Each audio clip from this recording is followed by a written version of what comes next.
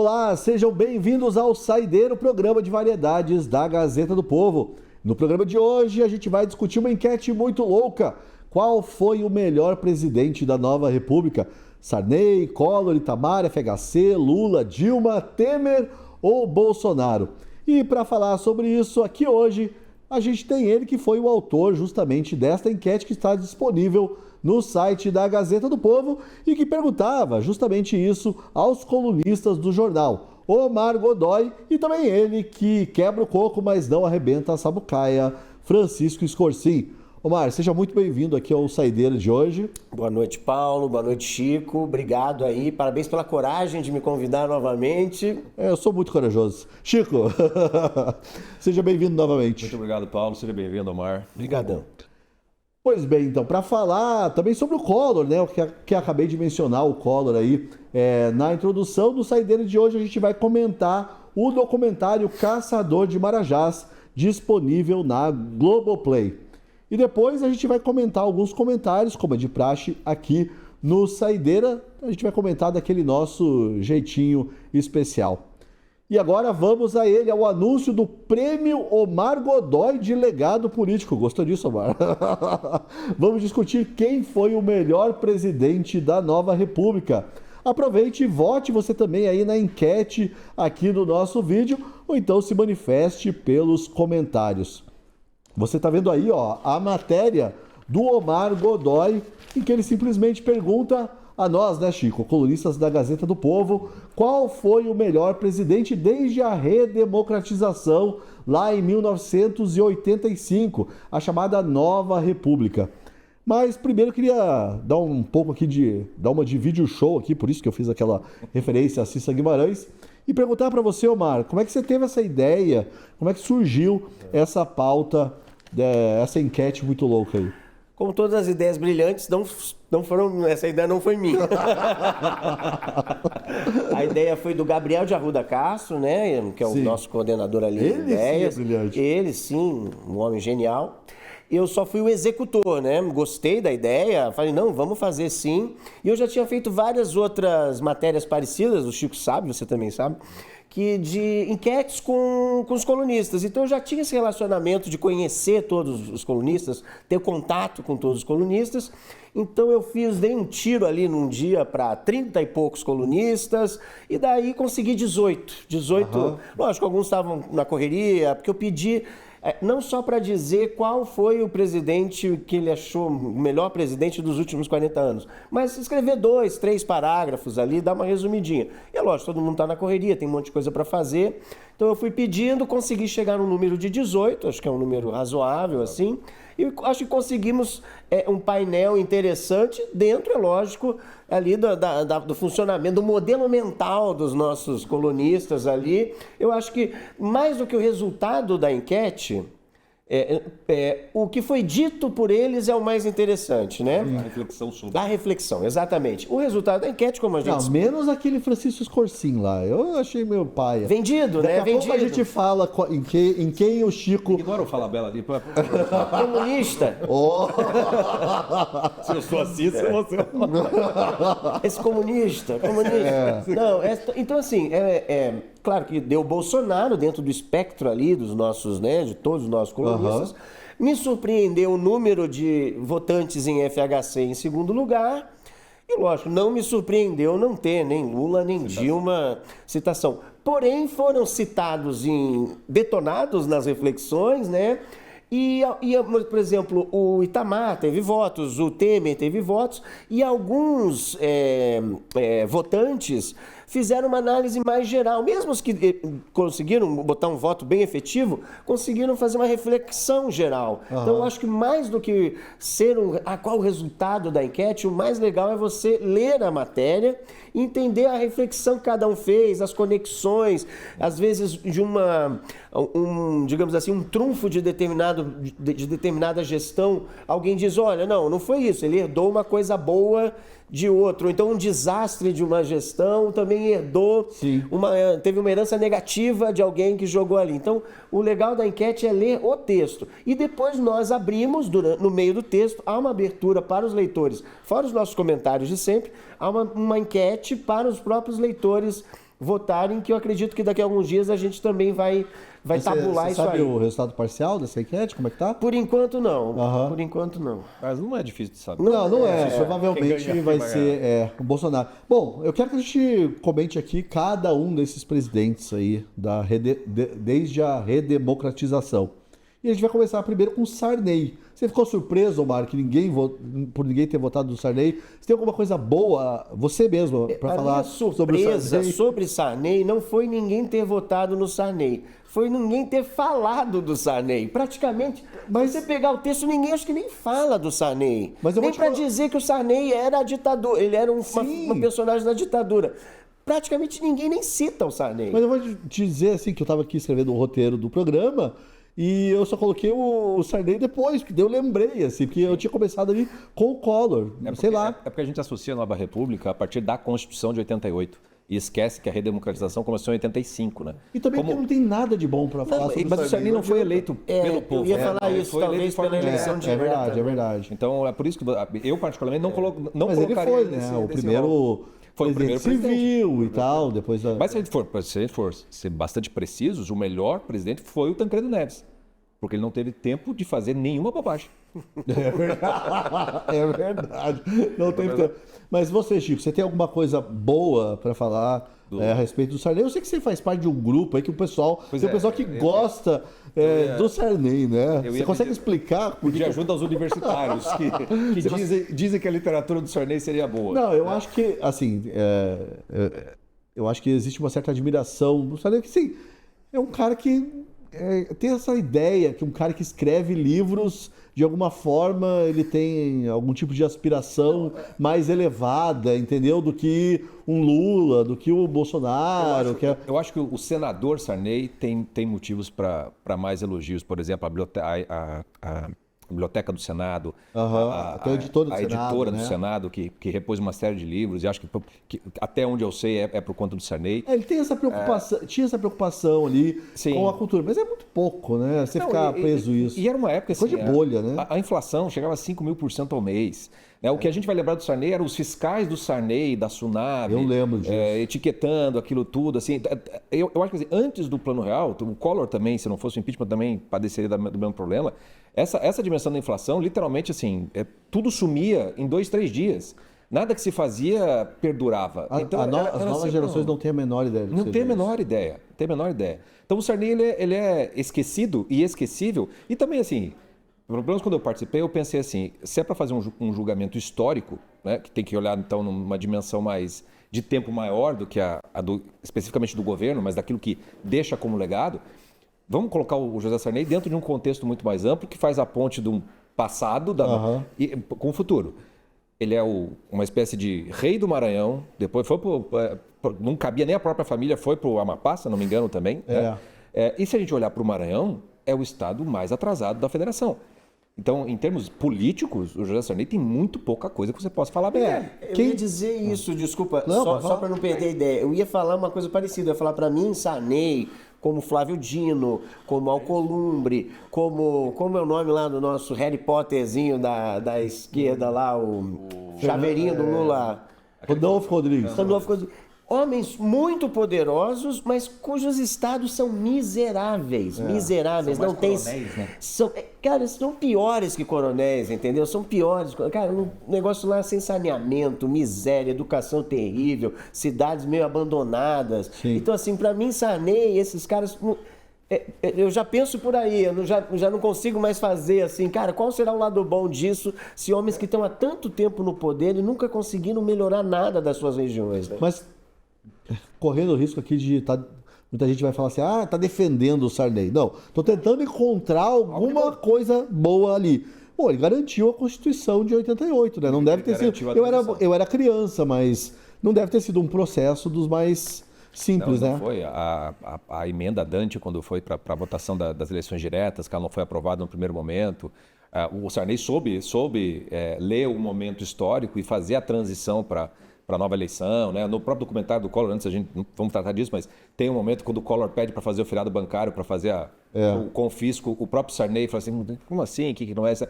Então essa dimensão meio estadista do Sarney... O documentário também mostra ele tranquilo diante das ofensas, o Collor batia muito nele e ele não foi para o confronto, né? Porque essa política mais combativa que a gente tem hoje, um xingando outro de qualquer coisa, tudo e mais um pouco mesmo, é uma novidade, né? O documentário mostra um pouco isso, mostra, né? né? Porque assim, você xingava, mas você pisava em ovos, usava umas palavras difíceis, tinha políticos de qualidade, assim, inventavam umas tiradas, uns apelidos que é muito elaborados e tal. Retóricos mesmo. Tinha uma retórica um pouco mais preocupada com o tal do decoro mesmo, né?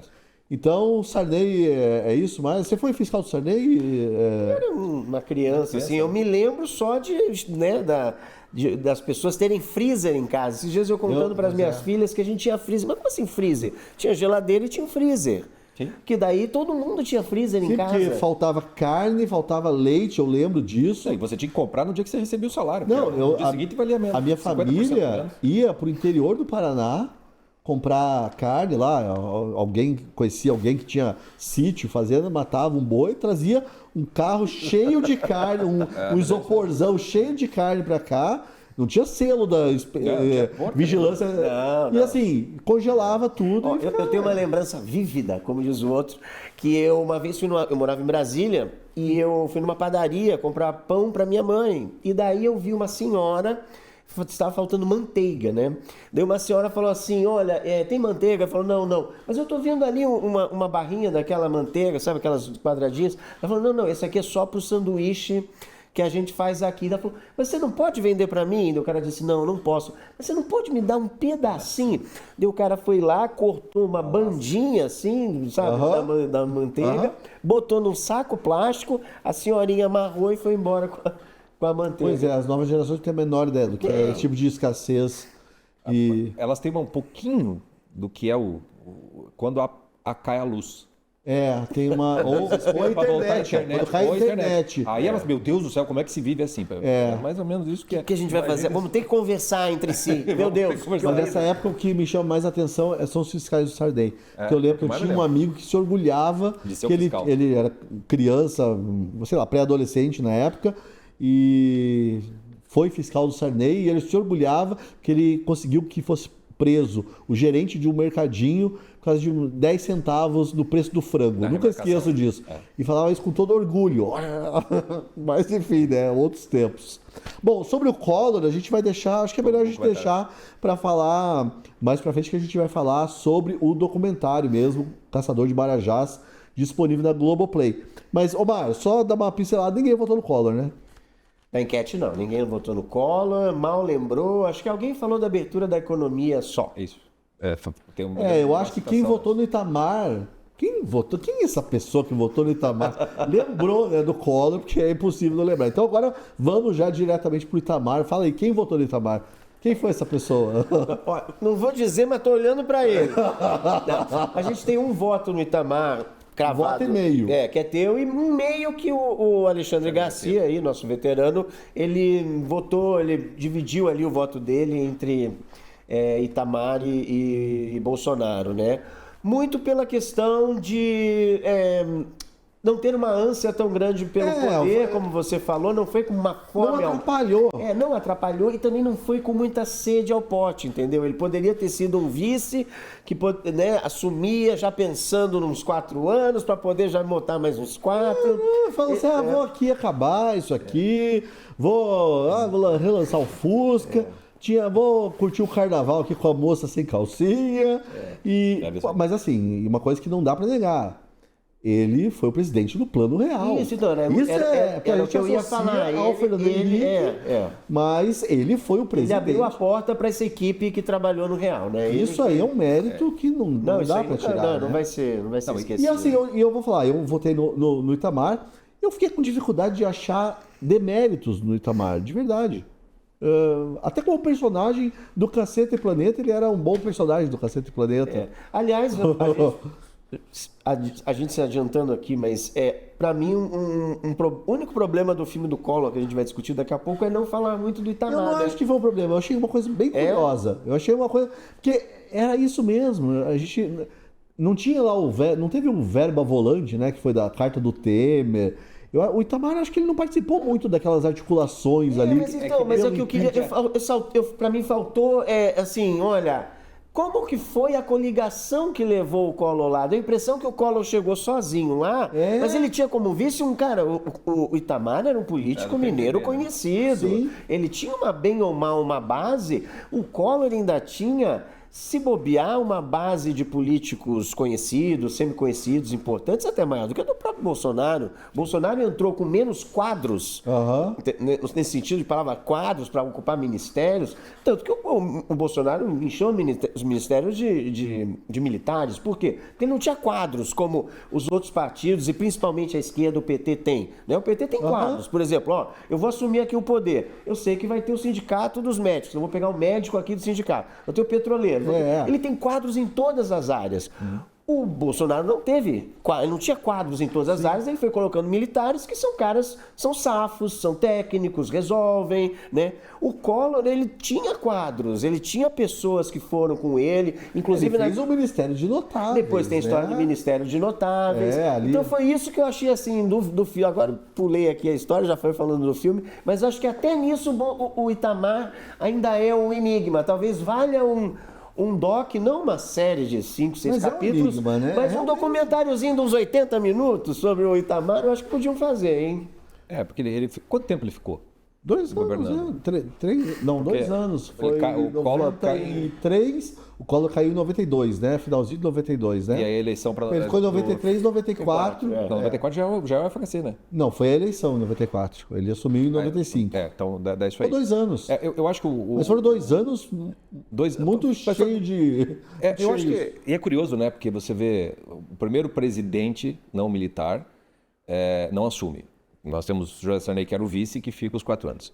Aí o primeiro presidente eleito pelo povo também não fica. Aí tem o vice que vai completar o mandato. Então tem uma... Para mim, assim, por que eu nem considerei Itamar, assim como também o próprio Temer? Justamente porque não me parece possível separar o Itamar tanto do Collor, porque ele é dentro desse contexto, né, da eleição do Collor, e também muito do que ele construiu ou ele permitiu é algo que se consolida com o FHC, né? Até porque o FHC participa. Então, para mim, Itamar é mais FHC do que o que vem na sequência do Collor.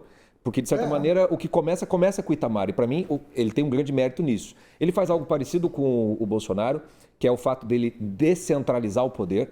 Então ele descentraliza, ele deixa a equipe econômica a fazer, aconteceu. O Bolsonaro também fez isso em boa medida. O Bolsonaro assumiu que ele não entendia de economia. Então, assim, Paulo Guedes, piranga. Se vira. Mais ou menos isso. E eu acho que isso é uma grande virtude mesmo do Itamar. Ele não demonstrava ter um apego ao poder. Pois é. Ele percebeu a função histórica dele de ser uma transição também para alguma outra coisa, percebeu que o país precisava de estabilidade. O melhor voto dessa enquete é esse. Então, assim, eu considero ver a virtude dele. Agora, quando a gente pensa no melhor presidente, para mim a questão é assim, e talvez valha a pena, a reflexão, vale a pena a gente um passo adiante, assim, qual é o critério que a gente deveria usar para julgar qual presidente é o melhor? Porque Notas que você realmente parou e pensou na pergunta do Omar, né? Eu respondi meio assim, jocosamente. Porque são 40 anos da nova república. O melhor presidente, e por isso mesmo, já dependendo do critério que você usa, você já nem olha muito para os mais novos. Não, mas o meu critério ali para votar no Itamar foi assim, não atrapalhou. Isso que você falou do Tancredo, concordo. Foi isso. Eu acho que ele, assim, daí comparando com o Temer, que teve um papel parecido, mas era outra conjuntura e tal. Mas o Temer, eu acho que o Itamar atrapalhou menos ainda, entendeu? O Temer pisou no acelerador em algumas coisas. Né? Então. Ele fez reformas, por exemplo. Fez critérios aí eu acho que... não sei se você até participou da reunião que a gente decidiu que o recorte ia ser a nova república. Porque uma ideia inicial era o melhor presidente brasileiro de todos os tempos. E daí eu votaria no Afonso Pena. Claro que foi maravilhoso. Eu acho que foi a melhor escolha não ter feito isso. Também acho. Por quê? Porque todos os votantes ali, mesmo os mais jovens, viveram aquilo, entendeu? Todos os... Todo mundo que votou Todo passou mundo por que ele, votou, viveu. no mínimo, devia ter ali uns 15 anos de idade, quando começou a pensar nessas questões. Aham. Então, acho que um dos méritos dessa enquete foi essa, assim. Ninguém votou num cara que sabe, uma imagem mítica, ninguém romantizou alguém, uma época. Que seria o risco, né? Se ampliasse aí a vir Getúlio, que Getúlio a gente só sabe de ouvir falar, né? Ou mesmo os governos militares lá também. Ele podia criar uma enquete isso. Quem foi o melhor presidente biônico. o melhor presidente do... Teve um voto, acho que do deputado Luiz Felipe, que ele colocou pro Prudente de Moraes junto. Ele não quis. respeitou Ele puxou fez o dele. voto. Ele quis Puxou vender o peixe dele, né? A questão, né, da monarquia.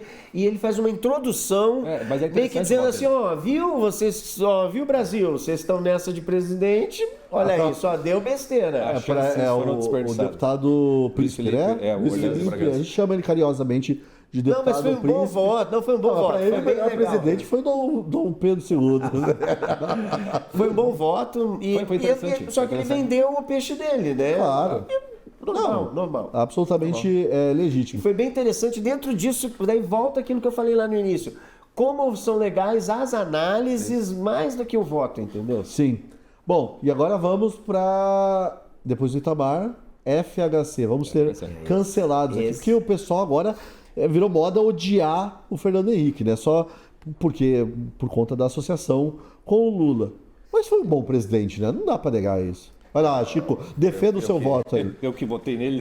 E você foi até... Sugeriram fazer coisas feias com você, né? Por causa disso, É verdade. porque o... Fuzilar em praça pública. porque- Coisas básicas. Coisas básicas. Fuzilar e praça pública. Fuzilar foi um de menos. Percepção, Mas é que, para mim, quando o Omar perguntou, eu disse isso, falei assim, eu acho que não tem nem muito, não é difícil fazer para minha escolha, claro, partindo do critério que eu optei, que é justamente esse critério no qual eu não vou olhar para o governo em si, para as ações específicas, individuais de cada governo, para os méritos pessoais, etc. A minha escolha até não é muito assim, tipo, o melhor no sentido do que eu votaria nessa pessoa, defendo essa pessoa. Sim. Não pensei nisso.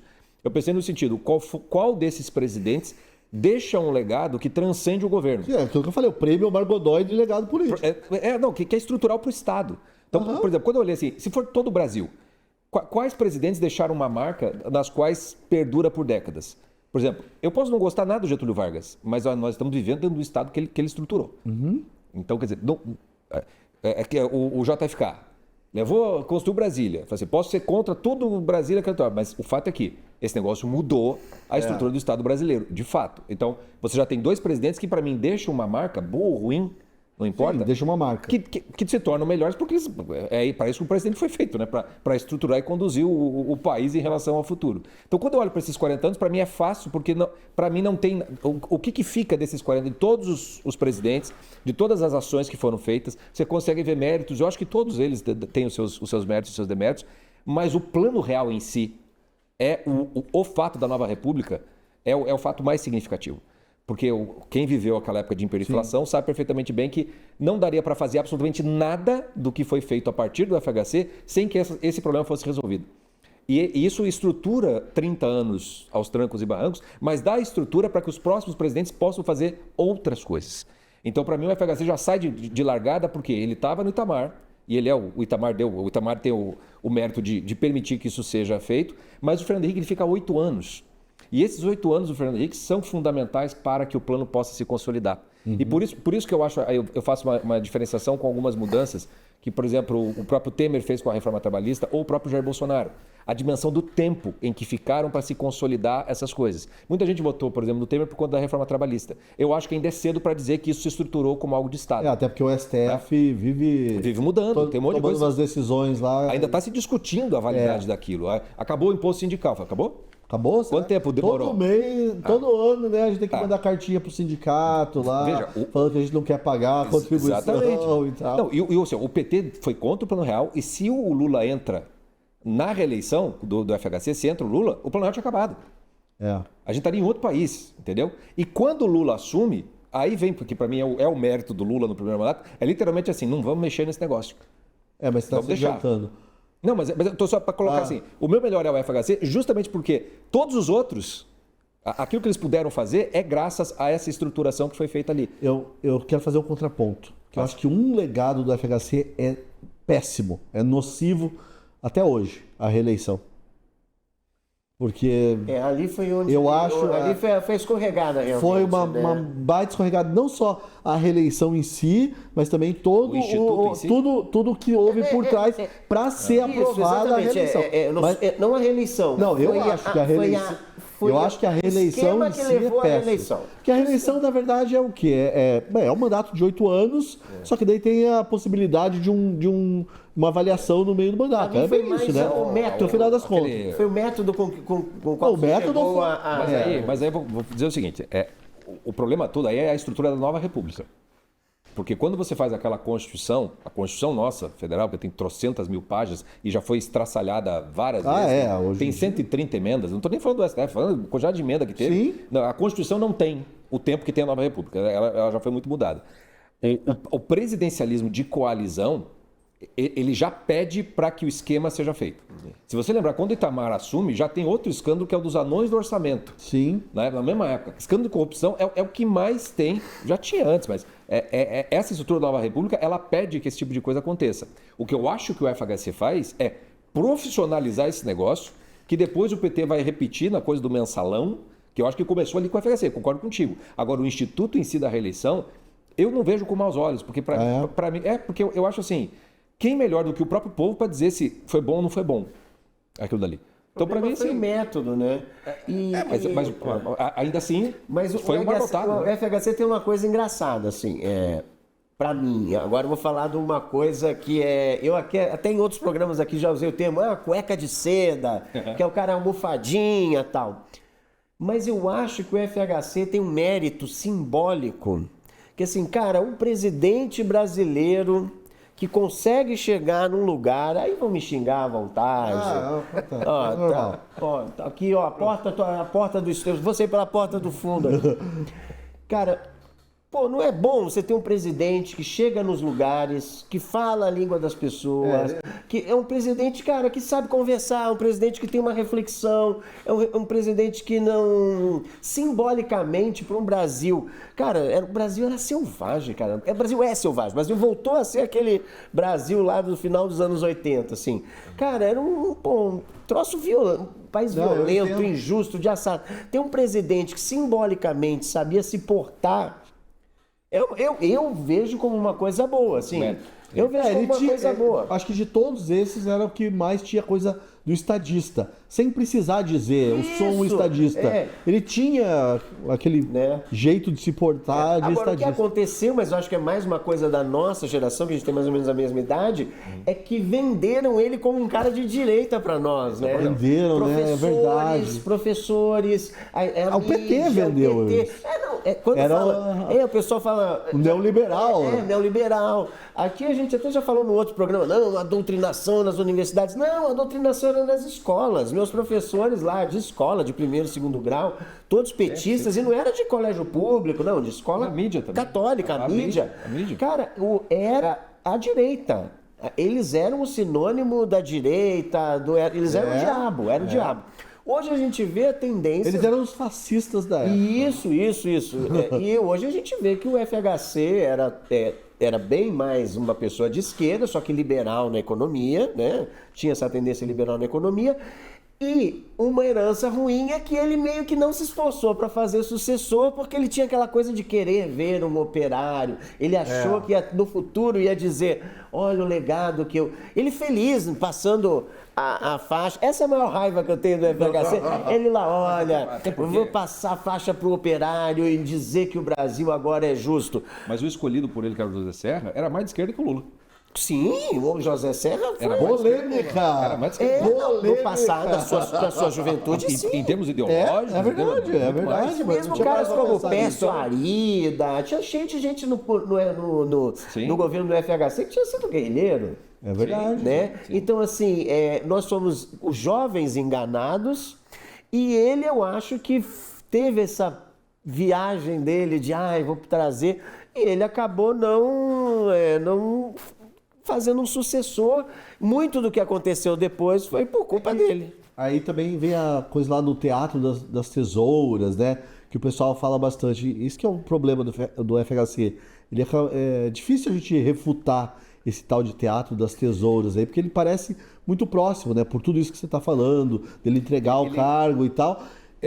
Mas eu acho que ele e assim, hoje em dia, qualquer oposição que não seja uma oposição mais virulenta, mais agressiva, seja essa que você fala, o FHC era bem recebido e tal, ele era limpinho, né? Eu não gosto muito desse termo, mas enfim, o pessoal não gosta, fala que não, que a oposição tem que ser agressiva. Hoje você tem que ser agressivo e você tem que ser memético, né? Você tem que ser um meme. O FHC hoje jamais daria certo, né? Então, assim, porque ele é um meme. Mas quando eu digo uma pessoa que chega lá, é que, por exemplo, sei lá, vou dar um exemplo recente aqui, um Tarcísio, por exemplo. É um cara que vai chegar nos lugares, vai falar inglês, vai se comportar, vai ter um... Vai, Tarcísio fala inglês? Vai dar um jeito de falar, porque ele é um cara super técnico. Pô, ele vai dar... por idioma, a Dilma também falava, lembra? Ela falava uns idiomas. Eu não sei qual que ela falava. Ninguém entendia. Mas eu quero dizer... A VEC com, eu lembro. Eu quero dizer isso. Às vezes eu acho que o Brasil é tão selvagem, é tão descontrolado, que por que não ter um presidente centrado, entendeu? Centrado, minimamente centrado. Claro, o FHC era até o cacete do planeta, brincava. Vaidoso Henrique Cardoso, Fernando Henrique vaidoso, brincava muito com a vaidade dele. Mas por que não um cara que consegue sentar na mesa e discutir, que não é destemperado? O Temer também tem essa característica.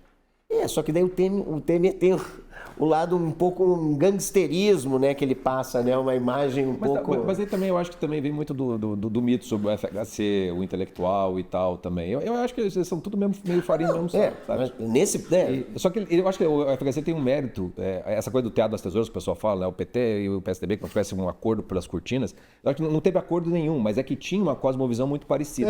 A única área que eles batiam de frente era na questão econômica. Isso. Então, a Tesoura, por um lado, o próprio FHC encarna isso. Ele tem uma dimensão neoliberal mesmo, porque ele fez uma série de privatizações, a da telefonia, por exemplo.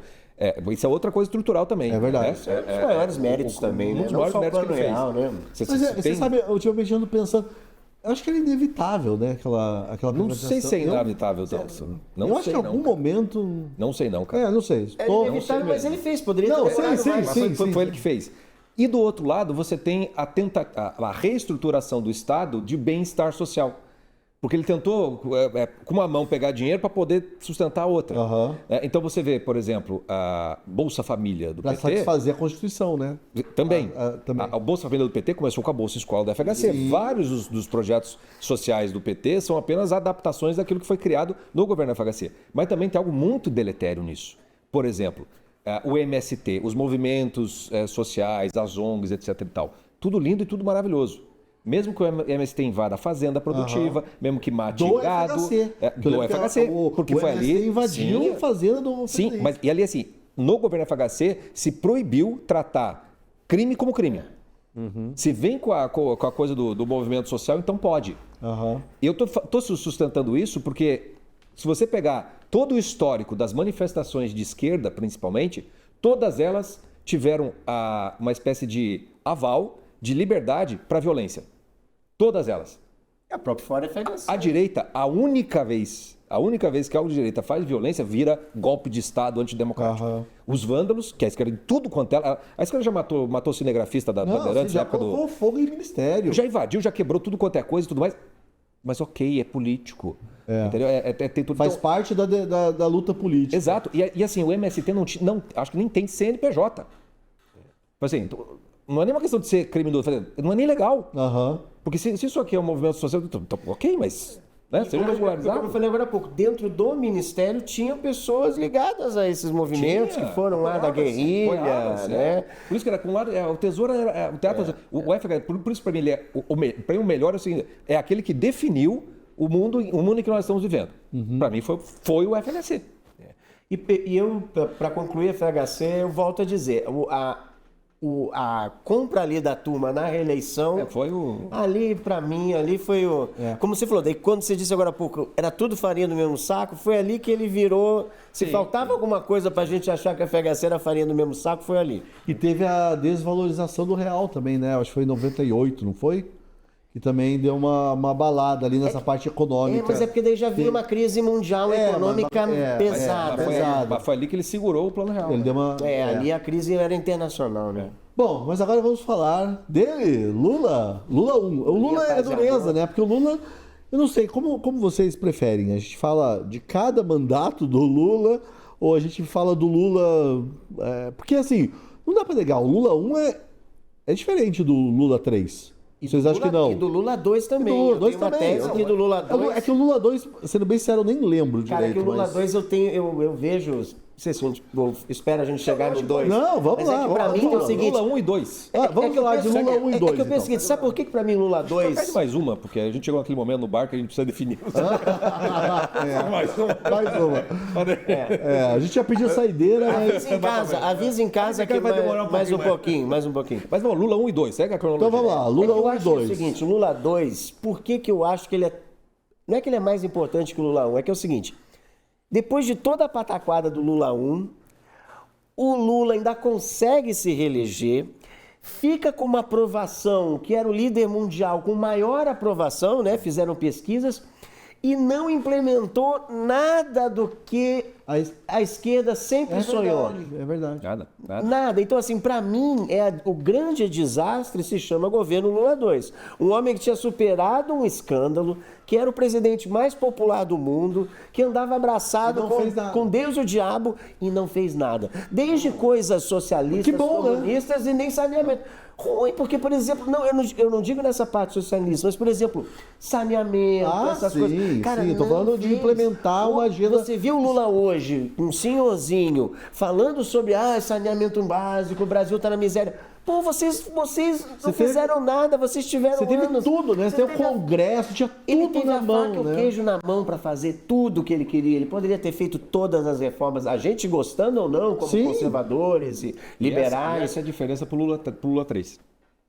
Que agora ele... Tá, mas deixa eu colocar a ordem na mesa. É que eu acho que é mais à esquerda meio que porque... Deixa eu colocar a ordem na mesa. Pra falar aqui. pros convertidos. Vamos voltar ao Lula 1, porque Tá. você falou pataquada do primeiro mandato e eu fiquei pensando assim, mas calma aí. O escândalo. Não, tudo bem, o mensalão foi no Lula 1, né? O escândalo dos Correios. Mas assim, tudo deu certo pra ele ali no primeiro mandato. Eu odeio vai rolar um cacófato. Boom das commodities. Eu ia falar isso agora, a questão das commodities. Teve tudo, assim, tudo deu certo ali, né? Até ele se safou do mensalão, né? Não, ele só pôde fazer o governo que ele fez por conta do Plano Real e por conta da condição Desse cenário internacional que E ele também, assim, uma coisa que a gente tem que... Ele foi... vou usar uma palavra pesada para usar pro Lula. Sábio. Quando ele lançou aquela cartinha lá, lembra? Que tinha uma carta, um compromisso para se eleger, dizendo que ele não seria, por exemplo, o Lula de 89, que daqui a pouco a gente vai falar do documentário, daí a gente fala do Lula... Se for para sintetizar, o governo dos Lula 1 e o governo dos Lula 2 é FHC 3 e FHC 4. Polêmica, essa polêmica hoje, hein? É a mesma coisa, cara. É a mesma coisa. Todo mundo da esquerda achava que o Lula ia entrar e agora vai ser de esquerda. Não foi. Eu me lembro de todos os meus amigos esquerdistas ficarem putos, frustradíssimos com o Lula, porque ele não fez aquilo que a esquerda esperava que ele fosse fazer. Aquilo que ele deu sequência, que foi mais para a esquerda, foi uma espécie de continuismo daquilo que o FHC já tinha começado, na dimensão liberal e tudo mais, ele não mexeu mais, mas também não mudou. E, tanto que teve, acho que não sei se foi no Lula 2, que ele tem a nova matriz econômica. Que eles querem mudar essa dimensão econômica, que é justamente não seguir na sequência do que era o Plano Real. Mas ele não faz, ele segue. Lembra quem era o vice-presidente do Lula? Zé de Alencar. Que era de qual partido? PL. Era um Entendeu? industrial, né? Tesoura de novo. Entendeu? Sim. Vamos dar uma cartinha ao povo brasileiro. Nós não vamos mexer na parte financeira, na parte econômica, vai ficar desse jeito e tal, mas nós vamos tirar o povo da fome, não sei o quê. E o dinheiro veio por conta do que a gente já falou do Plano Real e da situação internacional. E por isso, muito dos méritos que o Lula tem são méritos por consequência daquilo que veio de antes, do que ele recebeu como herança. Você acha que o principal mérito do Lula 1 foi não ter mudado. Não ter mudado. Não ter estragado. O pouco de bom que veio do FHC, ele não estragou. E por isso, mas claro que veja, a dimensão da corrupção está sempre por baixo de todos.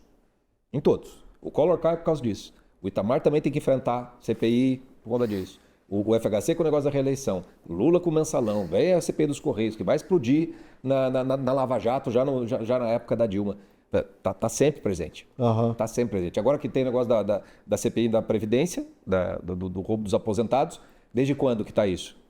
Desde lá para trás, passando Sim. por todos os Temer governos. sai do governo ali Todos nos os últimos governos. dias e vai preso. Ah, Vai é preso. verdade. Né? Então, assim, você tem razão. Tá Nessa, sempre assim, presente, né? sempre presente. Nesse ponto, o Bolsonaro, né, foi o que. sim, foi muita gente- Foi o que não, né? Exatamente, fala bastante disso. Só que, bom, não chegamos lá ainda, mas assim, então, para mim, por que que o Lula, assim, eu não acho que ele tenha sido, sei lá, um mau presidente, porque muito das votações acabam sendo por um viés ideológico, né? É muito difícil você se separar. Mas o Lula é o único, tal como a FHC, que ficou 8 anos no poder. E qual é a marca que você vê em termos de Estado brasileiro deixado pelo Lula? O Lula não tem um plano real para dizer que foi ele que fez. Ah, não, porque ele fez o Bolsa Família. Era a Bolsa Escola. Mas o pessoal associa o Lula, né? Essa é uma. Acho que marketing, talvez a né? marca seja. A narrativa pega. Exatamente. Mas quando você olha historicamente, não tem. E teve Ele um- soube se aproveitar Soube. do apoio da imprensa, do apoio dos artistas. E a gente tinha um momento quase ufanista que a gente tem que lembrar de Copa e Olimpíadas. Ele se reunindo com pessoas no mundo inteiro para definir a Copa. Daí ele ia lá e ele estava junto com a Copa. Quando foi as Olimpíadas, ele estava junto com. Ele estava na onda, por isso que eu digo, Ele ninguém surfou teve uma boa maré. tanto poder popular, ninguém teve tanto a faca e o queijo na mão para fazer o que queria, a gente gostando ou não. Sim. E não fez nada. E Fez deixou uma pra- coisa. Ah. Ele conseguiu eleger Dilma Rousseff. Mas é que tá. Por causa desse poder. Pois é que fala do político, como é que fala? Político eucalipto, né? Que é o que não consegue, diz que a árvore do eucalipto, você não consegue. Tem uma árvore que parasita o entorno. Você não deixa nada consegue avançar. fazer nada muito em volta. Então o Lula é isso. O Lula ele não consegue, talvez até pela própria vaidade dele, e o FHC foi um pouco assim também. Também. Ele não conseguiu botar nada depois dele, entendeu? E ele fez um boneco, né? A Dilma era um boneco, né? Exato. O Ciro Gomes foi a árvorezinha que não consegue, tanto com o FHC, tanto com o Lula. O Ciro Gomes é aquele que não consegue, porque não se deixa. Não se escolhe o Ciro Gomes, que talvez fosse um candidato quase que E o natural. Ciro Gomes era sempre aquela coisa assim, não, porque ele é maluco, porque ele é destemperado e tal. Depois do Bolsonaro, a gente, né, bicho, agora qualquer destemperado ali não tem mais problema. Vier um maluquinho, nós vota. Aguenta. Bom, esgotamos Lula 1 e 2? Ou você tem mais alguma coisa para dizer? Não, é que eu vejo, por exemplo, é que o problema é que assim, você tinha toda aquela o boom das commodities. Só que todos os países que tiveram alguma coisa, um benefício com as commodities, empregaram os que ficaram grandes, né? Empregaram em áreas de tecnologia prevendo. Então o Brasil, assim, a nossa Embraer, cara, com o que ganhou de commodities era para a Embraer ser 10 vezes maior. Sim. Então os outros países tinham commodities, mas pegaram assim, não, agora eu vou investir em tecnologia, vou investir em maquinário, em infraestrutura. Até a transposição do seu Brasil. Isso. O Lula Então, investiu assim, no sítio de Atibaia, no Triplex. ele investiu no projeto de poder. né? Exatamente. Ele investiu poder. no projeto de poder. exatamente. Isso o PT faz melhor do que todos. Não é Projeto aquela de poder, a eles têm. corrupção no PT, não era aquela corrupção justo veríssimo. Não.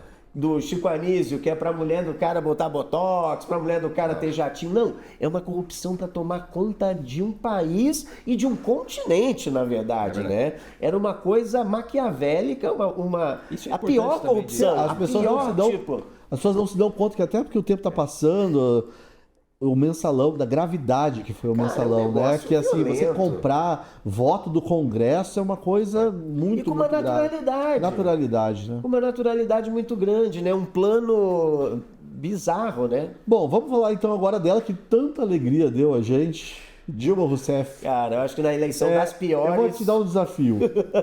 Fale alguma coisa boa da Dilma.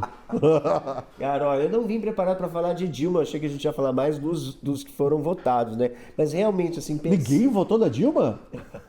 Você secretamente pediu pra votar. Cara, eu acho que não tem, cara, não tem. A Não Dilma, tem, não né? consigo, Não tem cara. Não, ela é o pior de todos, disparado. Ela é pior porque ela não era uma pessoa Cara, ela tinha uma lojinha de R$1,99 lá, ela não... Mas tá, e aí, como é que eu lembro disso, da ideia da Dilma como uma gerentona? Vocês lembram disso? Que ela ia gerir o país até com uma mão de ferro, né? Uma coisa assim meio tátil. Você caiu nesse ponto?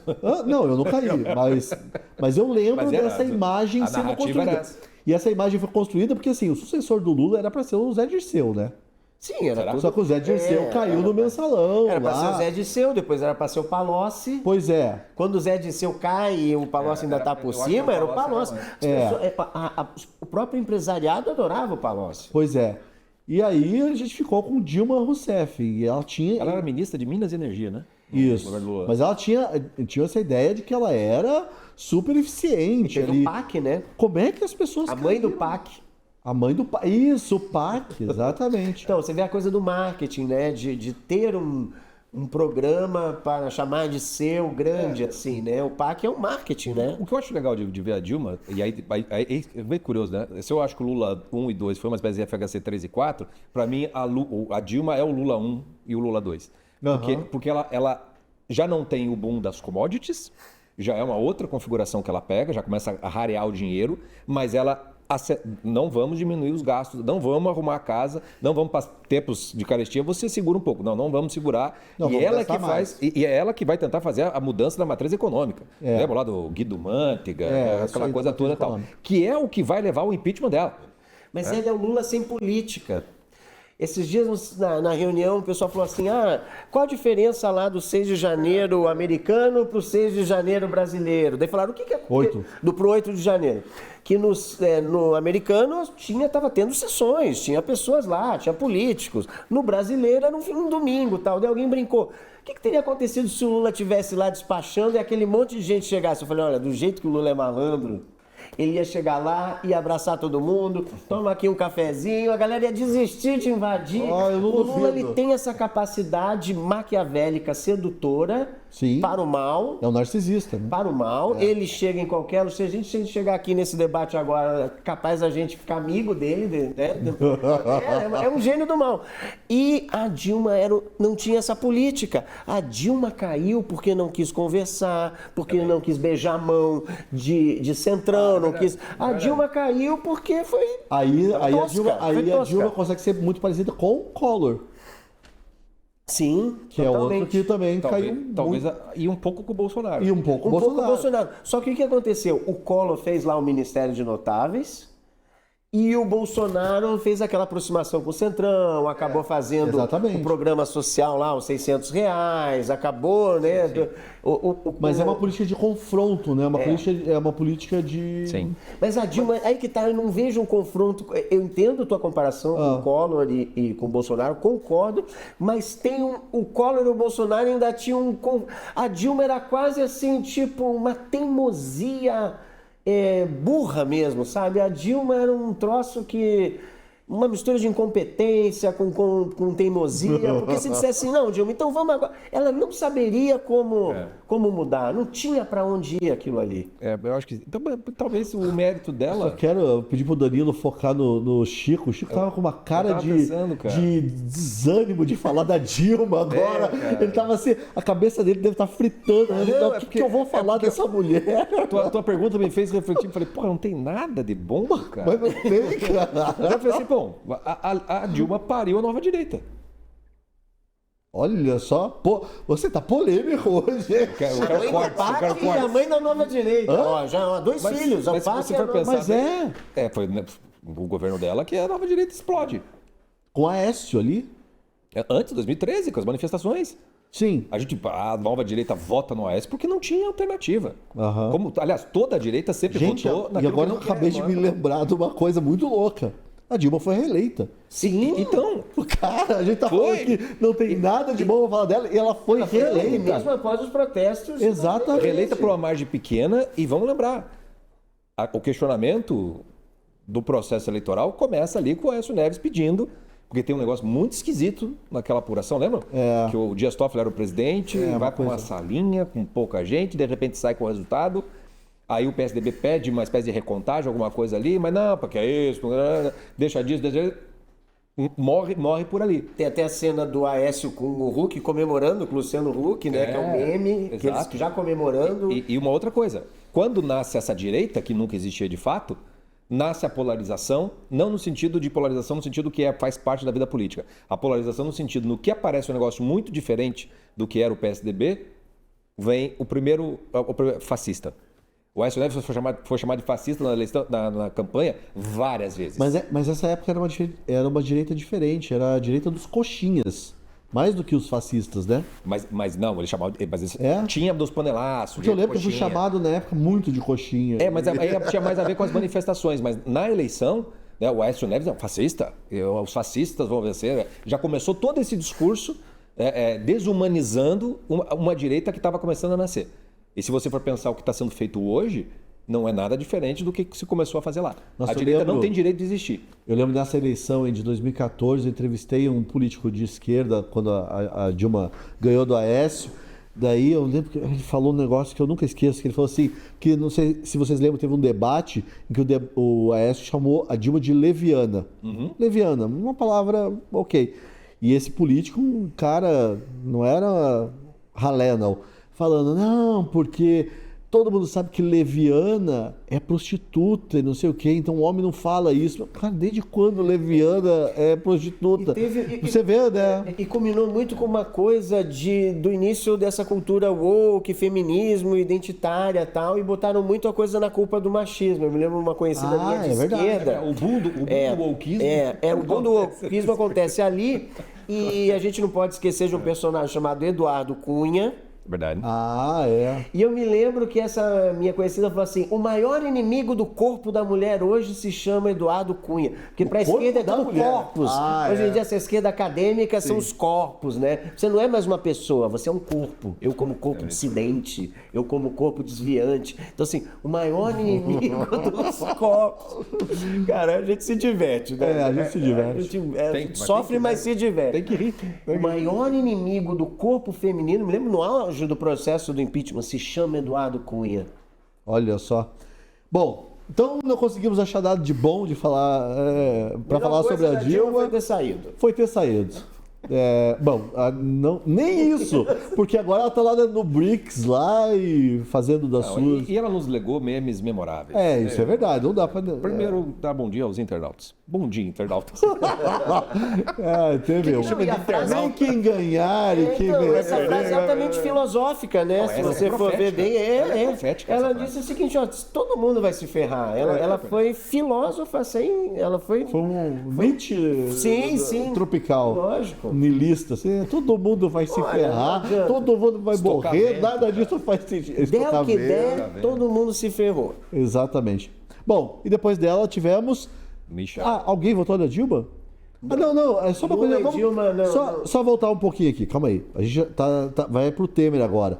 Ninguém votou no Sarney, Ninguém votou no Sarney, votou no votou no Collor, Collor, não. no Itamar eu votei. Você votou e meio. E No o meio o voto FHC teve bastante votos. teve Bastante votos. segundo mais 5, votado, né? 4 ou 5. 4 ou 5 votos.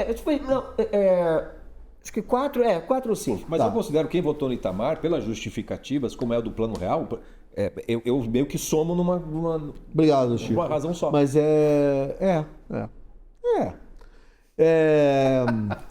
Lula também não teve. Dilma também não teve. Não teve nenhum maluco que votou na Dilma?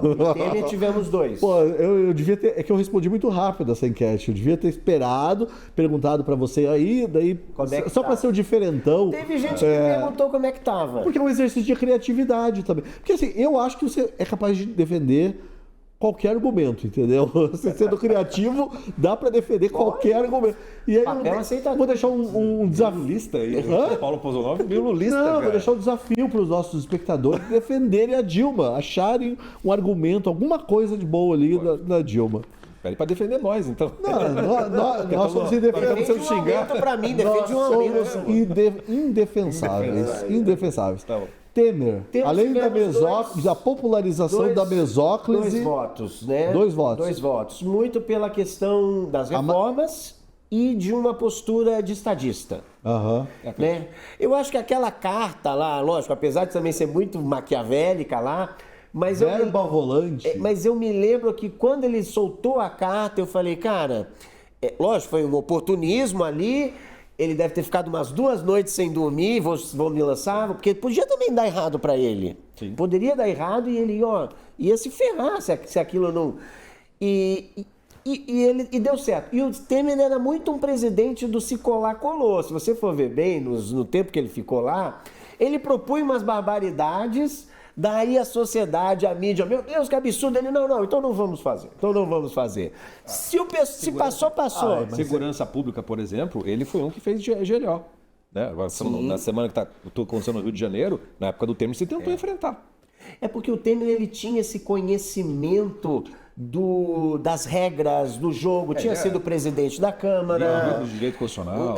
Então, assim, ele teve essa coisa assim de, não, então vou puxar para mim, eu faço tal. Agora, teve lá um final melancólico, né? Com prisão, com a mala lá. Mas também, assim, eu lembro daquele tinha um áudio, né, que não tinha nada, daí criou-se uma coisa que... Do Joesley, né? Teve um áudio lá que não tinha nada. Ele também foi... rolou um boicote ali. Então defenda agora. Vocês não acham que o... Não, o poeta, eu tenho que defender aqui a poesia brasileira, igual o Sarney. Com aquela mãozinha, né? Ele tinha uma mãozinha aqui. E outra coisa, tem um outro mérito no governo Temer que vocês estão ignorando. Marcela. Eu ia falar isso, mas eu pensei, será que ele vai... Tenho medo de ser politicamente incorreto. Mas o pior é que não é mérito, né? Uma ótima não é mérito, porque inclusive acho que é uma matéria sua, né? Tudo que a gente está vivendo até hoje vem da Marcela Temer. É uma teoria que existe, então nem isso é mérito do Temer, na verdade. Mas foi uma... Chico, eleve ótima primeira vez. Eleve o rumo dessa prosa. Vai baixar o mim. É que eu acho... É quase que vale a pena ver de novo, vamos dizer assim, uma reprise do que aconteceu do Collor com o Itamar, né? Porque nós temos um impeachment de novo da Dilma e o Temer fica só o período tampão ali. Mas não foi, porque assim, o Itamar não foi chamado de golpista em nenhum momento. Então, porque naquela época você tinha uma unanimidade para tirar o Fernando Collor, que era popular e era também de mídia, era também de... O Collor não tinha, ele estava literalmente só. Como ele fez, não me deixe só. Você estava literalmente só. A Dilma, você tem uma estrutura por trás da cosmovisão de esquerda em que as pessoas, assim, a gente até pode aceitar perder a Dilma, mas aquilo que ela defende não vai ser jogado fora. Uhum. Então, o contexto do impeachment da Dilma é um contexto no qual nós temos uma polarização política de verdade, de direita e esquerda, efetivamente falando. A população, a Dilma chegou a ter 3% de aprovação, quer dizer, é praticamente igual ao Collor, mas ela não estava sozinha. Ela tinha suporte, tanto é que o senhor ministro Lewandowski faz uma barbaridade no julgamento e mantém os direitos políticos dela. Logo depois ela foi. E a narrativa de que o impeachment foi golpe pegou, né? Nossa, então, por causa da imprensa. Entre a gente aqui na nossa bolha, não. Na cultura pop. Exato, o golpe imprensa. Golpe. Então, o golpe contra uma mulher. Isso o Collor não teve. O Collor teve para se eleger isso. Lembra que teve a manipulação dos debates e tudo mais, da forma como foi noticiado, fez a eleição do Collor meio que acontecer. A Dilma teve a proteção, muitas vezes, disso. Só que o que eu digo que é parecido, porque quando o Temer ele assume, ele faz uma ponte na qual ele começa reformas estruturais do Estado brasileiro, que talvez seja o começo da reforma do Estado de bem-estar social. Porque é como se fosse a reforma trabalhista do Temer poderia ser um equivalente do plano Collor, do plano real. Só que, claro, agora nós estamos muito próximo, então é preciso que o tempo diga se isso vai de fato ser estruturante, digamos assim, do governo. E aí o governo Bolsonaro que vem na sequência, ele é, de certa maneira, um continuador desse tipo de reforma, que é muito mais liberalizante do que foi o FHC, que vai diminuir e descentralizar o Estado muito mais do que o FHC, e vai tornar o Estado até superavitário. Porque o Bolsonaro, de fato, mesmo que na pandemia, ele deixou as contas tudo muito acertadinho. Então, se o Bolsonaro fica 8 anos conseguindo aprofundar essas reformas, é provável, e aí, assim, isso daqui 20 anos, provavelmente talvez eu votasse no Bolsonaro por isso. Então, por isso, eu vejo muito parecido. Aquilo que o Temer deixa como legado, que é a reforma trabalhista, que eu acho que talvez seja a mais importante, além de sustentar politicamente o governo, porque ele conseguiu segurar aquela acusação de corrupção, que naquela época toda acusação de corrupção derrubava qualquer um. Né? Bastou ter fumaça que já achava que tinha fogo. Ele consegue se segurar a onda naquilo tudo, né? Ele tem aquela postura de estadista, acho que é um deles que escolheu, foi por conta disso, no momento que precisava ser isso, né? No momento que nós estamos com essa polarização e esse populismo para todos os lados. Então eu vejo ele parecido com isso, mas é algo que talvez só no tempo a gente possa ver o quanto, e se for mantido. Né? E se for mantido. Para mim, o fato do Bolsonaro não ter sido reeleito faz com que a própria dimensão do legado do Temer acabe sendo diminuída. Duas coisas sem muita conexão, mas só para a gente registrar aqui. Uma coisa assim, a gente está falando da diferença dos impeachments e tal. O impeachment do Collor agradou gregos e baianos, né? Era todo mundo contra o inimigo comum. O da Dilma não, você já tinha um Brasil polarizado, essa narrativa que a gente falou de golpe e tal. Tinha. E outra coisa interessante aí, o Temer marca uma volta rápida de uma turma que não soube aproveitar essa volta rápida, que foi o PSDB. Sim. Muita gente do PSDB voltou. Tinha ministro, tinha chanceler, tinha até um cara lá da cultura, Marcelo Caleira. É verdade. Era uma coisa, o chanceler era do PSDB. O Temer, ele traz a turma do PSDB de volta, que talvez, não sei se não soube aproveitar, ou já veio o Bolsonaro em seguida e matou aquela ideia deles, né? Mas é uma coisa bem interessante, assim, o PSDB ganha uma última chance ali. E a gente não pode esquecer, talvez, do que, pelo menos para o nosso momento presente, é o legado mais importante do Temer, Alexandre de Moraes. Pois é. O único nudes que não vazou na história é o da Marcela Temer. Por causa do Alexandre de Moraes. É a teoria que eu falei. É a teoria lá, Mas tudo que está acontecendo por hoje causa é do nude porque da não Marcela vazou o nude da... Então hoje, pelo protagonismo do Alexandre de Moraes e pelo fato de que, de certo modo, a nova república está se encerrando nas mãos dele, porque para mim a gente já está vivendo outra coisa a partir dele. Então isso também é um legado do Temer, né? Que me parece legado. que diminui um pouco o valor. Não, diminui bastante. Diminui bastante e ele não é crítico ao Alexandre de Moraes, né? Ele dá declarações apoiando e tal. Ele até talvez o responsável... Não reconhece o erro. Por convencer o Bolsonaro a fazer a tal cartinha pedindo desculpa. É verdade. E a parte do Alexandre de Moraes não foi cumprida naquele acordo. Bom, vamos avançar aqui, que o tempo hoje está meio curto, está meio corrido. Agora vamos falar do Bolsonaro.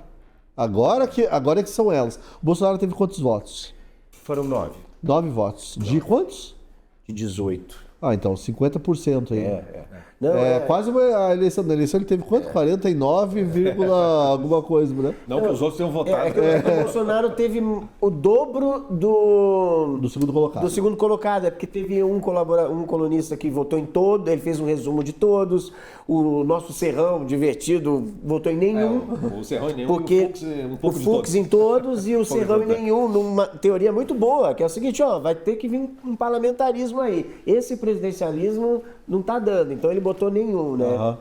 Agora, o Bolsonaro, para mim, assim, eu acho que ele perdeu para ele mesmo.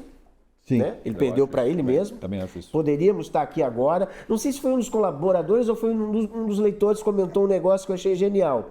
Se o Bolsonaro tivesse se reeleito, a gente podia estar com uma cara meio de Argentina hoje, assim. Sim. Mas a gente já está na frente da Argentina, nesse sentido de saneamento, tal, de coisas. Ele colheria os frutos do primeiro governo dele no segundo mandato. Agora, o Bolsonaro, ele era um corpo estranho que essa turma tinha que extirpar de qualquer jeito. Então, assim, o Alexandre de Moraes, ele vai entrar para a história e tal, mas ele teria outra pessoa. Se não fosse ele, seria outro. Ele não é uma pessoa tão especial assim pra gente ter tanto. Seria outro. Se não fosse o Alexandre, seria outro. Porque eles iam escolher alguém para fazer o serviço. Para fazer o serviço. Mas dentro do STF, eles escolheriam... Se fosse STF, ou na política, ou no parlamento... Assim, o Bolsonaro era uma coisa que era... Como seria aceito, né? Ele era muito diferente de tudo que aconteceu, né? Ele era, apesar dele ter sido um deputado lá de Centrão, não era também um aventureiro, não era isso.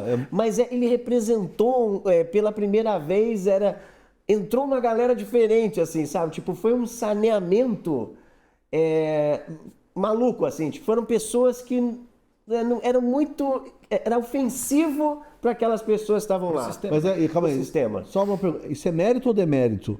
Não, é um fato. É um fato. Para mim é um fato. Assim, eu estou dizendo por que eu acho que ele era um corpo estranho que parece que ele tinha que ser expelido, infelizmente. E já me adiantando aqui, que a gente vai falar, espero que dê tempo da gente falar do documentário do Collor, Mas você não acha muito parecido também, essa postura, você não acha parecida? O Collor também era, assim, apesar de ele ter sido governador lá em Alagoas e tal, ali em Brasília, naquela sociedade, ele era um corpo estranho. Ele era, mas o Bolsonaro era mais, porque o Collor ainda tudo falava bem, eu línguas, concordo. era filho de político. Eu concordo, ele era mais, mas nesse comportamento de confronto, o Collor, ele foi eleito.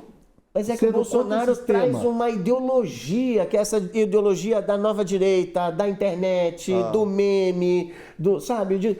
Na verdade, o Bolsonaro, para mim, o mérito, se eu for dizer, talvez não votasse, eu não votei, eu sou repórter, então eu não votei. Mas se eu tivesse, eu não vou dizer em quem eu votaria. Pô, eu ia te perguntar isso. Mas para mim o mérito do Bolsonaro é a liberdade. Eu falo muitas vezes, eu vejo assim, os jovens associam muito o Bolsonaro com autoritarismo, por ele ser truculento, ter sido militar. Mas eu vejo, até isso conversando em casa com as minhas filhas, eu falo assim, gente, o Bolsonaro não proibiu nada. Pelo Bolsonaro, tu podia estar dirigindo a 300 por hora sem Até cinto. que foi o grande problema na pandemia, porque ele todo não mundo queria proibiu nada, ele foi o presidente da liberdade. Você podia dizer, cara, qual presidente foi mais xingado, mais tripudiado desde o primeiro dia, desde antes do primeiro dia? A imprensa caiu de pau, a sociedade caiu de pau. Pô, um cara sendo chamado de genocida.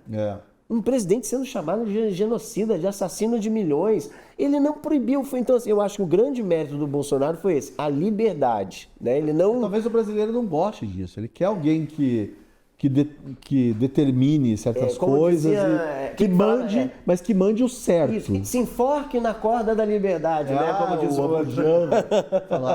Então, Chico, se enforque nas cordas da liberdade agora e fale uma coisa boa e uma coisa ruim do Bolsonaro. Assim, por que eu acho que o Bolsonaro... vou ser polêmica, mas... duas partes da resposta, né? Assim, por que eu não considerei o Bolsonaro para ser o melhor presidente? Pelo fato de que ele foi o único que não ganhou a reeleição. Claro, tem os impeachmentados, né? Sim. Que para mim eu já tirava, por ter tido o impeachment eu já tiro da lista. Por isso eu nem avaliei o Collor aqui. Tem coisas boas, mas foi o impeachment, não tem como ser um bom presidente, né? E o único que não ganha a reeleição, né? Então isso já me parece, bom, se o povo não quis, então ele não pode ter sido o melhor de todos. Porém, contudo, entretanto, vamos colocar a coisa assim, em que condições ele não venceu essa eleição? E aí é interessante a gente ver os votos para o Bolsonaro, vários deles, eu fui prestar atenção nas justificativas, vários deles têm a mesma visão, o critério da escolha do Bolsonaro teve menos a ver com aquilo que ele fez no seu governo e muito mais a ver com isso que o Omar estava falando do corpo estranho, simbólico, que confrontou um sistema. Então o Bolsonaro ele entra no governo com aquela coisa do Trump lá, do drenar o pântano, né? Metade do mandato dele, ele fica no conflito com essa estrutura, com o tal do sistema. Ele não consegue drenar o pântano, ele não consegue suplantar, vem a pandemia que complica mais ainda, e a segunda metade ele compõe com o famoso Centrão, ele vai... hoje ele está num partido que é da turma que era da Lava Jato, ele depende... Então assim... o próprio mérito que os colunistas colocaram como sendo foi o único que confrontou o sistema, também é o mesmo critério que mostra que ele fracassou nisso. Porque durou um sonho de verão. Pode até ter, porque o Trump, por exemplo, está conseguindo fazer isso mais agora do que fez da primeira vez, né? Então, o que eu acho, assim, naquilo que era para ser o divisor de águas, eu acho que o próprio Bolsonaro já tinha desistido de ser isso durante o seu próprio mandato. Né? Talvez os conflitos que hoje existem aí da racha na direita, talvez tenha muito a ver com isso. Tem algo que o Eduardo Bolsonaro está tentando recuperar, que é uma espécie de purismo antissistema, que o próprio pai já não tem mais. O próprio pai não tem mais. Saiu o áudio lá assim, não, Gilmar não mexa. Você consegue imaginar o Bolsonaro de 2018 falando uma coisa dessa? Não tem.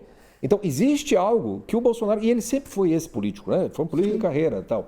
Então, eu acho que assim, aquilo que poderia ser o grande diferencial dele, aquilo que poderia fazer algo estruturante para o Estado e, portanto, ele ser o melhor, eu acho que ele mesmo acaba não dando sequência nisso. E aí, quando ele não é reeleito e passa por tudo que passa, como eu disse no texto que está lá no Osmar, no ponto de vista histórico, ele é um soluço desestatizante.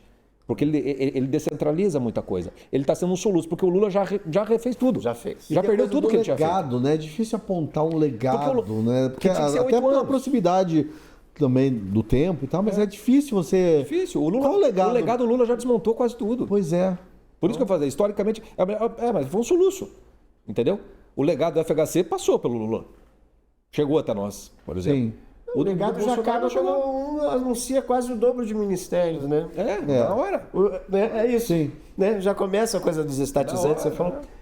E o legado da liberdade também é foi bom. liberdade nem se Completamente. fala, nem se que fala. talvez fosse um Nós legado. estamos mais próximo de 64 do que... Exatamente. Né?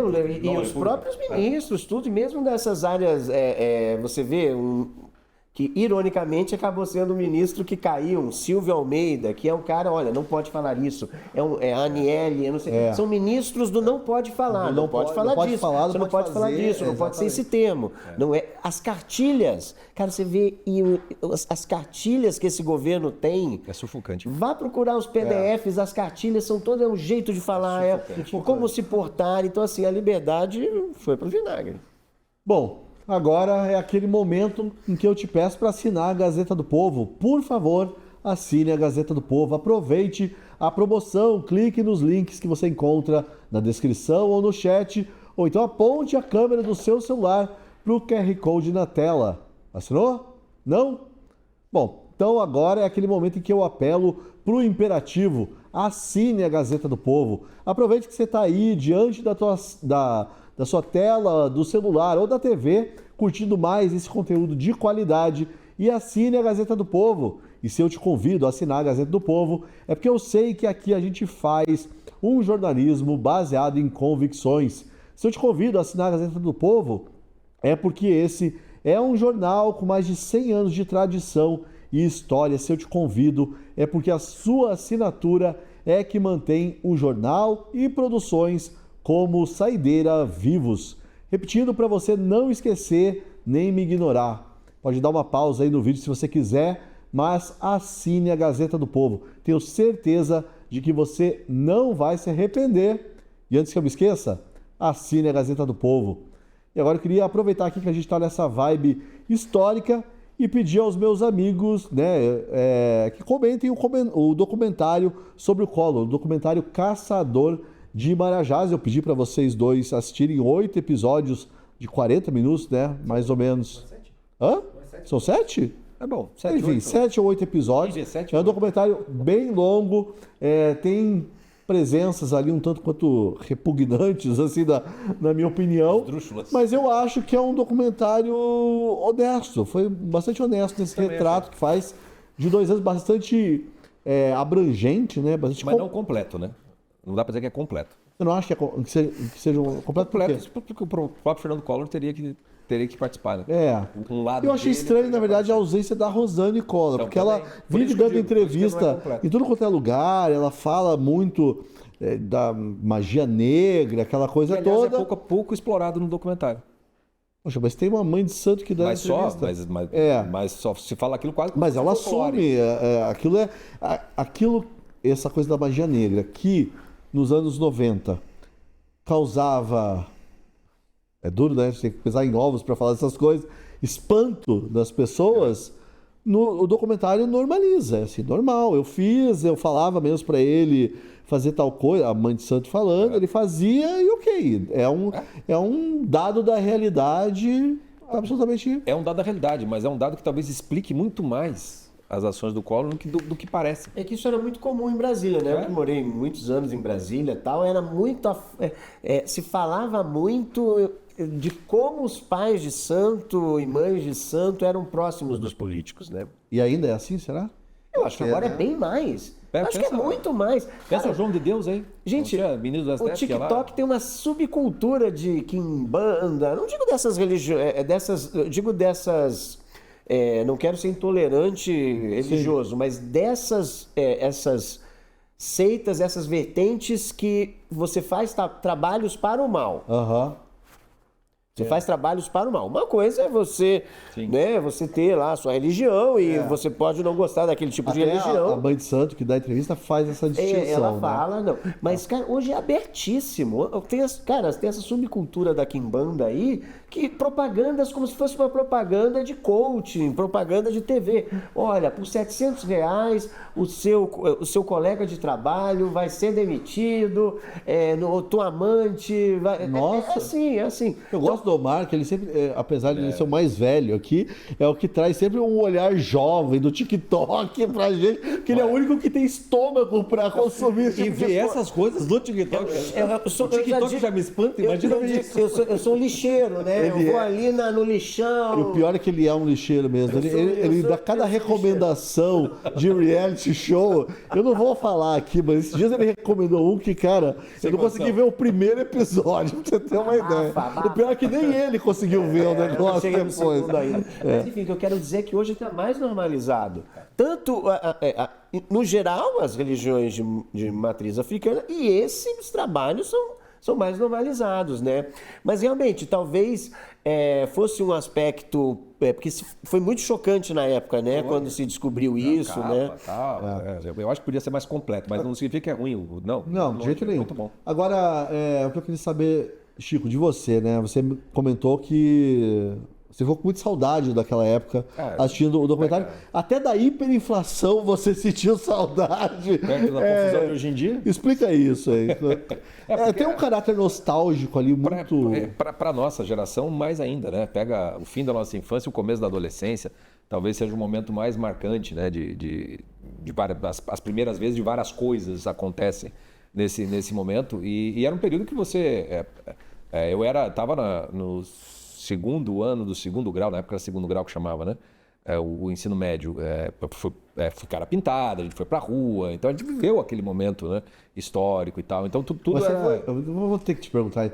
Você foi cara pintada pra rua por causa da política ou porque uma menina ali da sala e por tal? causa da política. Claro que teve aquela coisa de efeito manada, né? De massa, teve, né? Acho que tive um amigo só que realmente ficou, achou que tudo aquilo uma grande palhaçada. Um que teve a coragem de ser do contra mesmo. Teve um só. O restante eu acho que foi no Vai da Valsa, mas no meu caso não, cara. Eu era um moleque meio politizado. Você pintou a cara? Eu li o jornal, falei, sim. Você foi também? Tal. Eu, na verdade, eu era mais para preguiçoso. Então, assim, eu era vagabundo. Os meus professores liberaram todo mundo, eu morava em Brasília, e nós fomos atravessando pelo Eixão eram super quadras lá em Brasília, são super quadras. Só que eu morava bem no começo da Asa Sul. Você ficou. Exatamente, eu não pintei minha cara, não me vesti de coisa. Quando fui indo, a minha quadra era bem no início, perto da Caixa Econômica, do Banco Central, né? Eu sou filho de militar e era uma quadra de militares ali, na Marinha, fuzileiros navais e tal.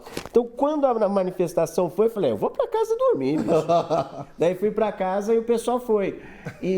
Mas é uma lembrança muito... E aí que tá, por isso que hoje eu bato muito nessa tecla assim de gente...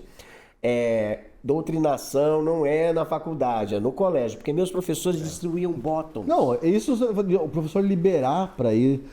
Eu estudava em colégio eu estudava em colégio de freira e não liberaram, mas tinha no sistema de som da escola, cada sala tinha uma caixinha. Então ficou lá na hora da votação, ficou tocando aquilo, passando aquilo ali Meu livro de história tempão. era História Viva, era um livro vermelho do Chico Alencar, político, né? Era um livro de História Viva. Pode procurar na internet, ele é vermelhão, com uma estrela branca, Isso explica muita coisa. Viva, e era uma capa do Ziraldo. Olha só. Era uma capa do Ziraldo. E toda a história do Brasil era contada a partir de charges em que, assim, o rico é ruim, que, tipo assim, que, sabe, tipo, o trabalhador só se ferra. Acontece no colégio. Mas, ó, a gente já está meio adiantado falando sobre o impeachment do Collor, né? Aquele impeachment foi o impeachment da juventude, né? E o impeachment da Dilma não foi, né? O impeachment da juventude. Ou vocês acham que eu estou falando bobagem? Não, é verdade. O impeachment da Dilma, inclusive, apesar das manifestações de 2013, que não eram necessariamente contra a Dilma, o impeachment da Dilma, para mim, é o panelaço. A marcha dos caras pintadas da Dilma é o pessoal em casa. Mas daí foi uma coisa mais de adulto, né? Não sei, pelo menos eu tenho essa impressão que não foi uma coisa de jovem. Você acha? O que me surpreende no documentário é o peso que dão para o Lindbergh. Ah, mas o Lindbergh, eu lembro do Lindbergh, ele era tão forte assim. Ele era um símbolo de algo. Para mim, assim, era jovem, mas era tudo instrumentalizado, né? Sim. Tudo isso, óbvio. Mas aqui, essa da Dilma, essa história a gente precisa contar direito, né? Quando acontece lá aquela manifestação primeira pelos 10 centavos da passagem de ônibus e de repente todo mundo vai reclamar de tudo um pouco, que você não consegue nem não tem nem pauta direito, Gigante porque é uma acordou. insatisfação gigantesca com relação àquilo, mas teve uma dimensão de juventude muito grande. Vamos levar o Movimento Brasil Livre era todo feito sim, é verdade. por jovens ainda, razoavelmente falando. Várias figuras jovens apareceram naquele contexto, né? O que foi acontecendo nesse processo da nova direita é que a direita bolsonarista, ela é muito mais idade do que jovens. Você não vê tantos jovens assim. Eu acho que o jovem até se desgarra mais facilmente. Mas eu acho que chegou a ter, sim, na época da Dilma, assim, porque era algo que era curioso, porque juntava o jovem com o pai. Né? Eu vejo, por exemplo, meus filhos, que um nasceu em 2011 e outro em 2005, né? Mas eu vejo pelos amigos e tudo mais, assim, e tal, você vê que a dimensão não doutrinou, não aconteceu na escola. Essa geração que pegou esse período todo já entra na escola meio que com anticorpo. Eu percebo claramente, assim, a quantidade aparece qualquer coisinha, já tem. Não é nem o pai que vai reclamar, é a própria criança que já fala que tem um negócio esquisito. Então, eu acho que meio que juntou várias a característica geracional dos jovens cara-pintadas do Collor, acho que é uma marca dele. A da Dilma, eu acho que ele é multigeracional, mas eu acho que tinha jovem, sim. Olha, eu queria falar muito mais sobre o documentário do Collor, mas nosso tempo está curto. Eu quero só que vocês falassem sobre a narrativa dramática, né? É uma história muito dramática essa do Collor, porque não se resume ao impeachment. Tem a mãe, é uma tragédia familiar. Chico, fale aí sobre essa. O drama é uma coisa mais pessoal do que política até, né? Porque a figura do irmão, a briga dos irmãos, do irmão é fundamental, né? A figura da mãe, que a Joyce, acho que. Ou não, a Joyce não me lembro qual, acho que a Dora Kramer, sei lá, alguma jornalista que escreveu um livro com o Pedro Collor, ela falou assim, não, eu coloco na conta da mãe, muito o que aconteceu. É uma tragédia familiar, tipo shakespeariana até, sim.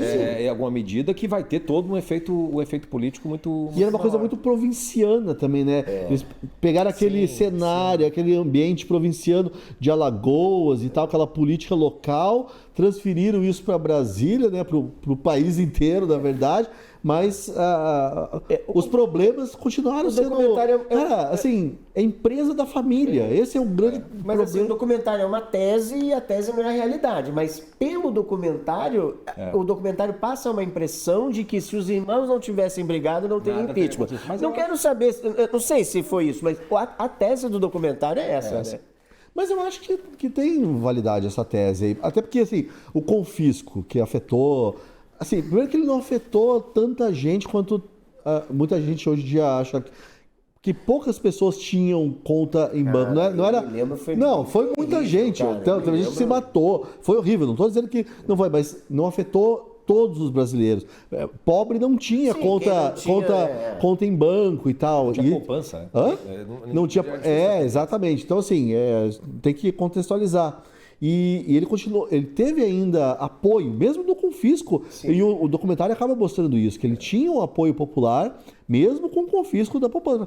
Ele está tentando, ele está fazendo alguma coisa, não sei o quê. Eu acho que sem o Pedro Collor não teria... Eu também acho, eu acho que sem o Pedro Collor não teria. Temos o Peninha sem surtar no filme inteiro. Pois é, temos o Peninha tão sossegado ali, eu fiquei sem xingar ninguém. Com Chico Sá falando coisas razoavelmente sensatas. Foi um jornalista interessante. Eu que faço muita matéria de memória, perfis dessas figuras demoníacas aí do PT, eu vejo muitas matérias do Chico Sá na Folha que eu pesquiso, e ele... Temos o Saldanha lá, o João Saldanha, que eu nem sabia que tinha sido... que era jornalista da Estoel, marqueteiro, João Saldanha, né? João Santana. João Saldanha é o técnico. João Santana. Mas também foi pro jornalismo, também o João Saldanha. Também foi comentarista. Sim. Mas o marqueteiro da Dilma, né? Do Lula também, né? E já que falamos de Marcela Temer, já estragamos tudo aqui no vamos ter que falar. Tereza Collor, uma senhora, depois eu fui ver, ela está com 63 anos. Cara, parece... O que ela toma ali? Que trabalho foi feito. Nossa, eu ia falar isso agora mesmo. Eu ia falar, o que ela toma? Ela está muito bem. Para que santo que ela pediu aquilo? Agora, uma coisa que eu não me ligava na época, moleque também, mas mulher braba, né? a Teresa Collor, né? Ela também a mulher, firme ali e tal, arretada, né? Nordestina arretada. E uma mesmo. camada muito interessante é a imprensa, né? A gente, daí falando Como a gente tinha poder, né? Ou achava que tinha, ou achava que tinha poder, porque as informações mas tinha. Porque essa outra tese do documentário, que foi a imprensa que derrubou o Collor. foi também. Não, e você vê os caras liberando viagem, em dúvida se publicava ou não, o cara ia no avião com outra pessoa. Hoje, Imagine, hoje em dia. Hoje em dia não. Hoje em dia o que é o jornalista? Eles pegam um release do que é dito e diz o que foi dito. Ele, né? Tem uma rebelião, o cara não vai lá conversar com o guarda, o cara vai lá esperar a Secretaria de Segurança dizer o que foi a rebelião. Naquele tempo, não, o cara ia lá e ia conversar com as pessoas. Era um outro mundo. E a Dora Kremer, agora assim, puxando para o lado do que eu gosto de fazer no jornalismo, ela fala uma coisa muito massa. Ela falou assim, olha, eu não sou do jornalismo investigativo, eu gosto de mostrar quem são as pessoas. Aquilo ali me identifiquei, eu gostei muito daquela parte ali. A Joyce Pascovitch também, assim, mostrando que o jornalismo não era só também ir lá e cavucar as denúncias, era mostrar o perfil das pessoas. Por quê? Porque quando você tem um olhar macro histórico, você, né, o tempo você vai vendo as pessoas, como as personalidades explicam. E a própria, uma surpresa para mim, é como o PC era visto como um cara divertido. Não, você sabe que eu fiquei... Para mim o PC era um cara fechado, sombrio, e todo mundo fala que era gente boa e tal, né? Mas uma coisa que mais me assustou ao ver PC Farias, eu sou mais velho do que ele hoje. E ele tinha 45 anos e parecia que tinha uns 60, não parecia? Isso é verdade. Mas uma coisa também dessa coisa do papel da imprensa é você ver como a imprensa ela fazia a investigação, né? A dimensão de polícia federal, a inversão que existe com o tempo. Eles falam isso até, né, no documentário. Não tinha hoje em dia, operação da Polícia Federal. É a PGR, a Polícia Federal, o Ministério Público. Na época, essas instituições eram reativas ao que saía na imprensa. Ao que saía na imprensa. E esse sempre foi o papel da imprensa, né? Ela ser o chamado quarto poder, precisamente porque ela tinha... A famosa frase do Milor, que a imprensa é a oposição, né? Oposição não no sentido de ser oposição à direita ou à esquerda. Oposição ao que está no governo, porque ela tem o dever de fiscalizar. De fiscalizar o negócio. Então, aquilo era feito, claro, que também tinha os seus interesses, evidentemente falando, mas eu acho bem interessante você assistir para ver como era o que era, principalmente para quem não viveu aquela época, para você ver o que era as pessoas viverem no mesmo mundo que era retratado pela grande imprensa, porque não existia as bolhas, no sentido, até existia, mas todo mundo tinha que conversar através dos meios. Todo mundo vivia no mesmo mundo. Hoje não. Era um bolhão. Não existe mais a capa da Veja, não tem mais nada. Você tem, o que pode acontecer das redes sociais é tomar um volume, como por exemplo aquele vídeo do Pix, do Nicolas, que fez um escândalo e tudo mais, que eu acho que é o que mais desespera os donos do poder. Porque lá com os repórteres você tinha o esquinho, você tinha como fazer a coisa acontecer e tal. E foi então uma inoperância, uma incompetência do Collor de não perceber que ele precisava talvez ter feito algum trabalho nesse sentido, né? Ele tentou ignorar trabalhar politicamente falando. Tá, entendi. E hoje como é que você controla a rede social? Como é que você faz isso? Só na base da censura. E hoje é mais profissionalizado, são 1000 assessores, gabinetes de crise, crise de imagem. O cara sentava lá e ele falava, tomei 2 uísques com o cara me entregou tudo. E existia fake news desde aquela época. Isso também os caras falam, né? Nossa, já tinha fake news há muito tempo. Eu quero fazer uma pergunta para vocês, uma última pergunta. Vocês acham que esse escândalo todo, que derrubou o Collor, envolvendo a mãe, o irmão, uma Elba, na verdade o que derrubou o Collor foi lá o cheque que pagou o Fiat Elba. Se isso acontecesse hoje, vocês acham que ia dar impeachment e tudo mais? Um exercício de imaginação. Se for alguém de direita, sim. Se fosse alguém de direita, sim. Certamente. Se fosse com o Lula hoje, o irmão do Lula lá, não, mas já está acontecendo. Não vai. Sim. Mas o Jair Bolsonaro quase caiu porque andou de jet ski perto de baleia. Você acha também, Omar? Eu acho que o próprio Lula também, ele foi pego em coisas menores do que realmente foi a grande corrupção do Lula, foi pegar o país para ele.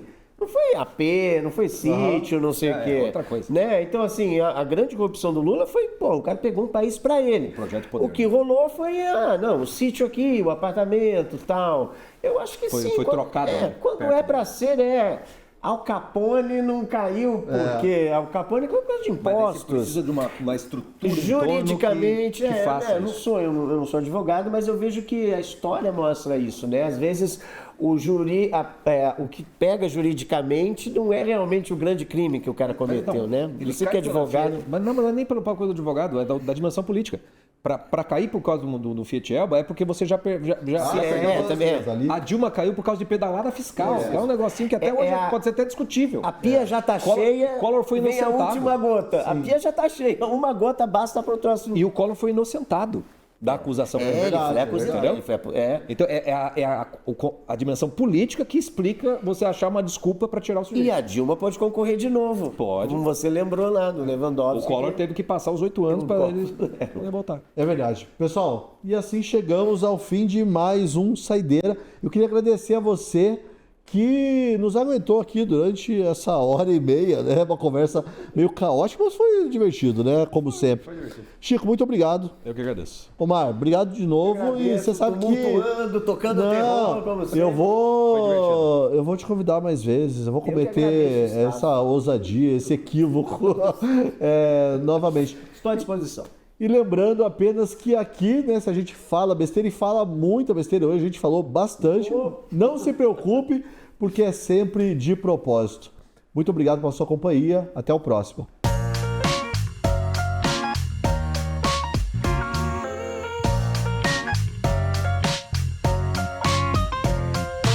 Em meio a tanta bobagem que a gente vê por aí, finalmente uma boa notícia! A Gazeta tá no top 10 do Prêmio IBEST na categoria Canal de Política. Mas calma, não precisa soltar fogos ainda.